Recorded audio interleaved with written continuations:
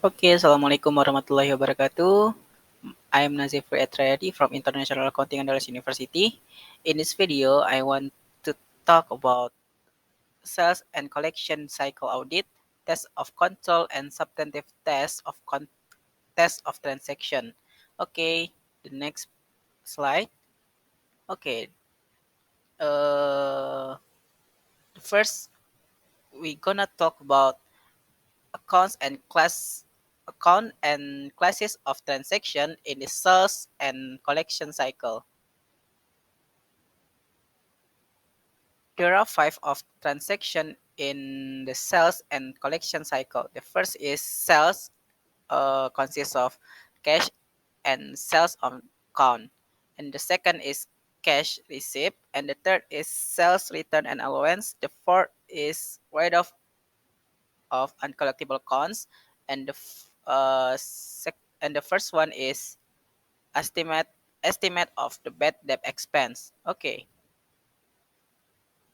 in this picture shows the way of accounting information flow to the various account in the sales and collection cycles, and the picture also shows that with the exception of case of sales, every transaction and amount is ultimately included in the one of two balance sheet account receivable or allowance for uncollectible accounts. For simplicity, we assume that the same internal control exists for the both cash and credit sales. Okay. Uh, The next, we gonna discuss about business function in the cycle and related document and records. The sales and collection cycles involve the decision and process necessary for the transfer of the ownership of goods and services to customers after they are made available for sales. It begins with the request by a customer and ends with the conversion of the material or service into an account receivable and ultimately into cash. Uh, in business function, there are eight uh, business function for the sales and collection cycle.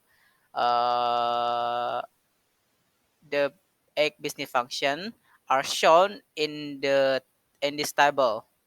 They occur in every business in the recording of the five classes of transaction in the sales and collection cycle. Under business function, observe that the first four processes are for recording sales, while every other class of transaction includes only one business function.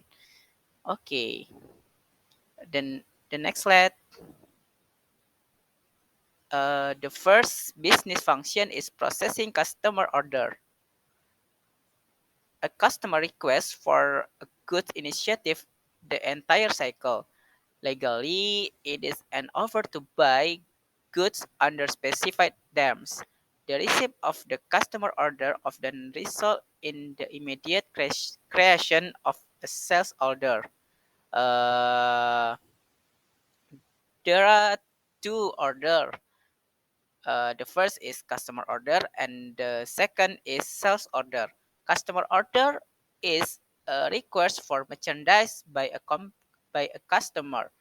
It is may be received by telephone, later a print form that has been sent to prospective and as existing customer. And the second is a sales order is a document for communicating the description, quantity, and relate information for goods ordered by a customer. This is often used to indicate indicate credit approval and authorization for shipment. Okay.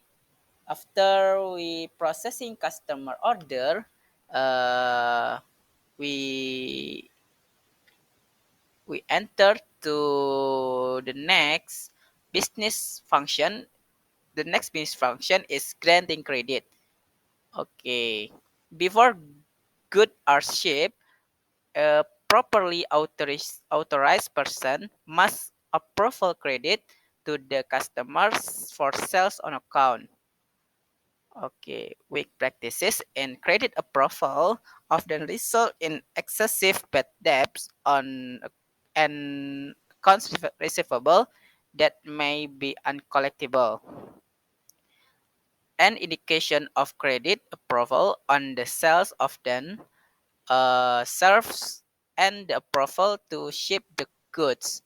In many companies, the computer automatically approves a credit sales based on a pre-approved credit limits maintained in the customer master file. The computers allow the sales to proceed only when the proposed sales order total plus the existing customer balance is less than the credit limit in the master file. Okay, the next business function is shipping goods. What is shipping goods? This is a first point in cycle where company asset when given up. Okay, this is a critical function because this is first point in the cycle which the company after transfer ownership of the asset. In the shipping good, there is a document. We call it a shipping document. Shipping document is prepared to initiate shipment of the goods, indicating the description of merchandise, the quantity shipped, and other relevant data. Mm, the company sends the original the customer and return one or more copies. The shipping document serve as signal to bill the customer and may be in electric or paper form. Okay. The next business function is billing customer and recording sales. In billing customer and recording sales is mean by which the customer is informed of the amount due for the goods. It must done correctly on the timely basis. The most important aspect of billing are: the first is all shipment may have been billed or completeness, and the second is no shipment has been billed more than once or occurrence, and the last is each one is billed from proper amount or accuracy. Okay. In billing customers and recording sales, there are several documents must be required. The first is sales invoice is the document or electronic record indicating the description and quantity of goods sold, the price, freight charge, insurance, them, and other relevant data. And the second is sales transaction file. Is a computer generated file that includes all sales transaction processed by the accounting system for a period which could be a day, week, or month. And the next is sales journal or listing. Okay, this is a listing or report generated from the sales transaction file that typically includes the customer name, date, amount, and account classification or classification for each transaction, such as division or product line. Okay. The next is count receivable master file. Is a computer file used to record individual sales, cash receipt, and sales return and allowance for each customer, and to maintain customer account balance. And the next is account receivable trial balance is uh, shows the amount receivable from each customer at a point in time. And the last is monthly statement. Is a document sent by email or electronically to each customer indicating the beginning balance of their accounts receivable, the amount and date of its sales, payment received, credit memos issued, and the ending balance due. Okay. The next business function is processing and recording cash receipt. For the first sales transaction function are necessary for getting the goods into the hands of customer, correctly billing them and reflecting the information in the accounting records. Mm, in this processing and recording cash receipt, there is a file to use to prepare the cash receipt journal and update accounts receivable and general ledger master file. The first is remittance advice. Is a document mailed to the customer and typically returned to the seller with the customer payments. And the second is release of cash receipt. Is is a list prepared when cash is received by someone who has no responsibility for recording sales, according receivable, or cash, and who has no access to accounting records. And the next is cash receipt transaction file. Is a computer generate file that includes all cash receipt transaction processed by the accounting system for a period such as day, week, or month. And the last is cash receipt journal or listing. Is generated from the cash receipt transaction files and includes all transaction for a time period. Okay, the next business process is processing and recording sales return and allowance. There are two documents must be required. The first is credit memo, and the second is sales return and allowance journal. A credit memo indicates a reduction in the amount due from a customer because of return goods on or an allowance. The sales return and allowance journal is the journal used to record sales return and allowance. Okay, in processing and recording sales return and allowance, uh, when a customer is dissatisfied with the goods, the seller often accept the return of goods or grants a reduction in charge. Okay, the next is writing of uncollectible accounts. In writing of uncollectible accounts, there are two forms which is have to require. The first is uncollectible account authorization form, and oh no. In writing of uncollectible accounts receivable, uh, just have one document or form must be required. The f- the f- This is uncollectible account authorization form. This is a document used internally to indicate authority to write an account receivable of as uncollectible. Okay. the next business function is providing for bad debts. This provision represent a residual resulting from management's end of period adjustment of the allowance for uncollectible accounts. And the next topic is methodology for designing tests of control and substantive tests of transaction for sales.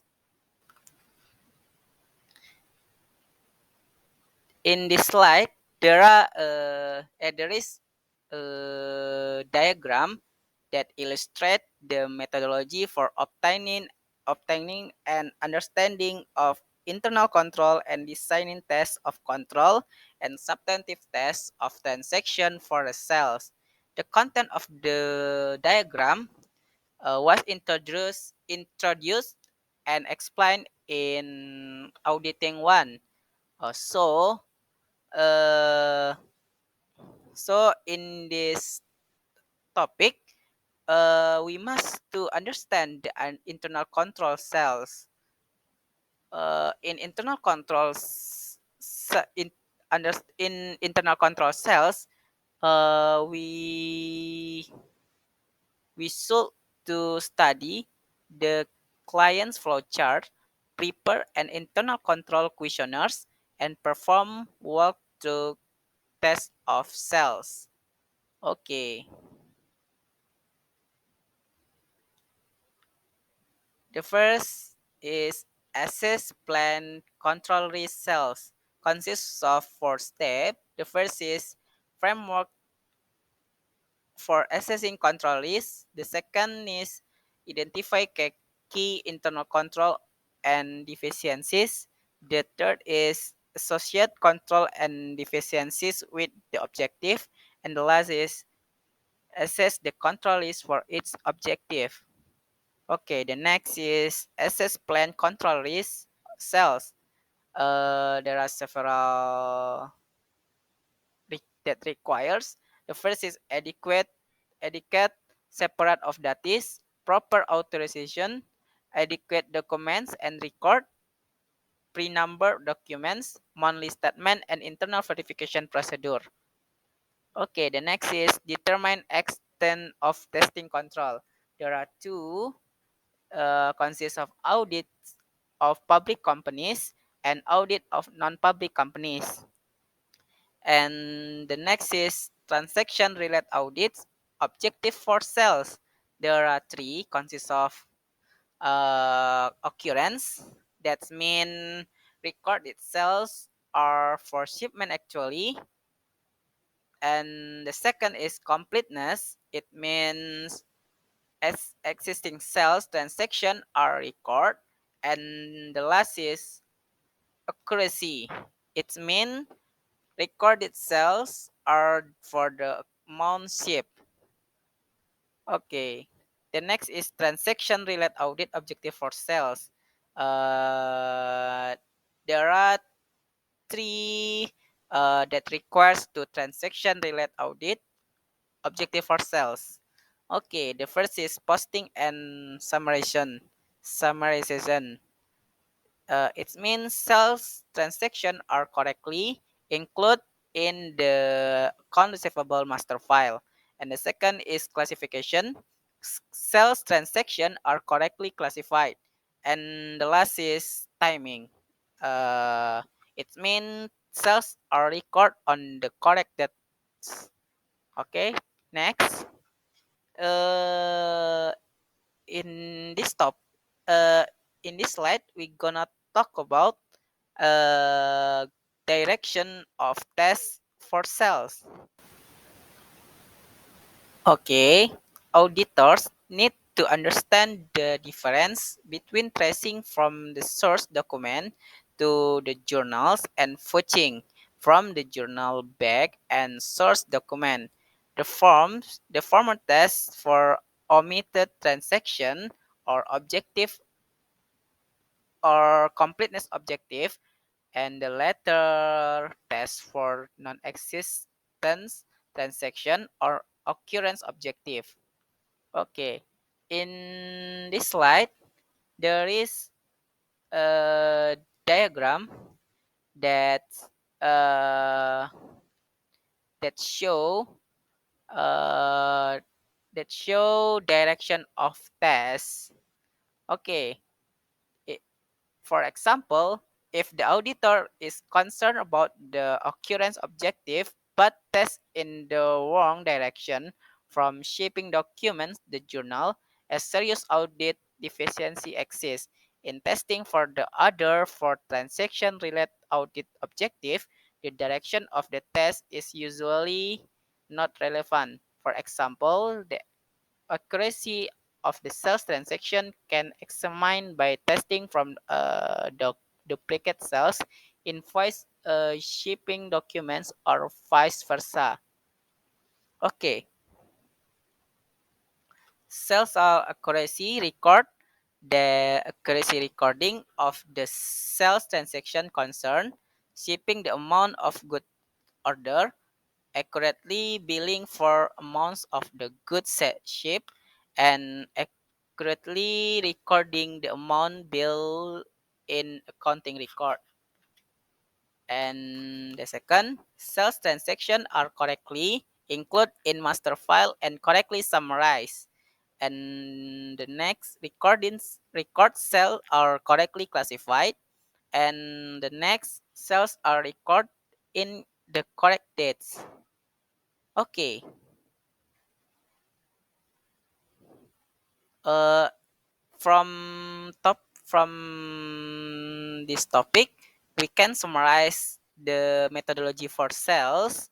The first is uh, transaction related audit objective. The transaction related audit objective for sales in the previous table are derived from the framework present that earlier topic, ya. I mean, in audit one, although certain internal controls satisfy more than one objective, auditors should consider its objective separately to facilitate a better assessment of control risk. And the second is key existing control. Management designed the internal control for cell to achieve the six transaction relate audit objective. Okay, the third is test of control. And the fourth is deficiencies. And the last is substantive test of transaction. Okay. The next slide. In this slide, we're gonna talk about sales return and allowance. The transaction relate audit objective and client's method of controlling misstatement are essentially the same for processing credits memos and the tools described for sales. There are, however, two important differences is materiality and emphasis on objective. Okay, the next slide is uh, test of control and substantive test of transaction for cash receipt. There are several steps or determine whether cash receipt was recorded, prepare proof of cash receipt, and test of discover lapping of the accounts receivable. To 4.2 and point 3 only perform when fraud is suspect. Okay, the next topic is audit test for the write-off of uncollectible accounts. Occurrence the transaction related audit objective, proper authorization of the write-off uncollectible accounts, and the third is verification of accounts write-off. Okay, the next slide is additional internal controls over account balance. There are several steps. The first is realizable values, credit approval, accounts receivable trial balance, writing off uncollectibles, right and obligation, and presentation and disclosure. Okay, the next slide and the last slide is effect of result of control and substantive test of transaction. Okay, the part of the audit most affected by the test for the sales and collection cycles are accounts receivable, cash, and bad debt expense, and the last is allowance for the full account. Okay, this is a diagram types of audit tests for the sales and collections. Okay, this is a diagram that's describe or illustrate the types of audit tests for the sales and collection cycle.